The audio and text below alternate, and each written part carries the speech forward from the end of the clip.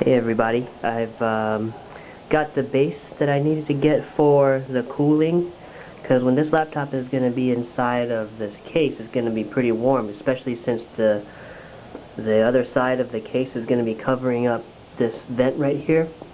But I got a cooler. It's a notebook cooler from Cooler Master, and it's going to suck all the hot air out this way, out through the back. And I wanted to mention something that I used for modding all these years, and it's called a whiteout pen. And this is actually really old. It's like 5 years old. But you can see here, this is not an exact science. What you do is kind of size things up where you want them, prop them up, and then find out where you want to put the holes at, and then just mark them. So I just use a whiteout pen, mark out a little hole like that over there too, and just drill the holes right there. And I'm going to show you this other part here where I've got it marked out.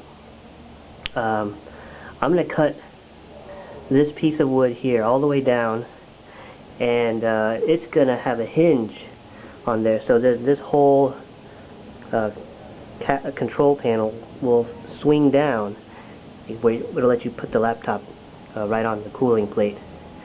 And I plan on cutting probably right here somewhere another cut straight down, and it's going to become a keyboard drawer, because when you got all this stuff hooked up right there, you're not going to be able to type or anything or use a touchpad. So it's going to be a keyboard drawer. It's going to pull out from the bottom, and it's going to use one of these keyboards here,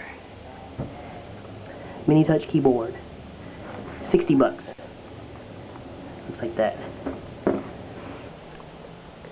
Earlier I had marked off exactly where I wanted these braces. So these holes are going to go right there with the whiteout. My favorite pen. It's not. I don't even use it for whiteout. I use it to mark things. I leave it in my toolbox. But I need to do it on that side too. And how am I supposed to get things to line up? I don't have the right tools. I've got a Cartoon Network ruler here that I've had for a long time. And I don't really have that many tools. But I do have a piece of paper. And I know paper has right angles.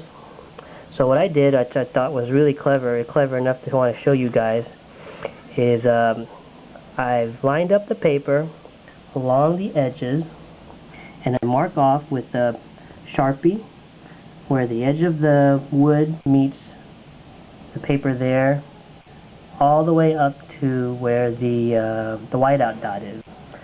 And since we're using a Sharpie, that stuff bleeds, right? I hated it when it bled through the table, but now it's going to be useful to mirror the position of the dot on the other side of the cabinet, because it's just on the opposite side. So doing that twice, I got where the dots are supposed to be. So I'm going to do the same for this other one, and then we're going to have the braces be on the exact same side. And that's how you do it when you don't have the right tools.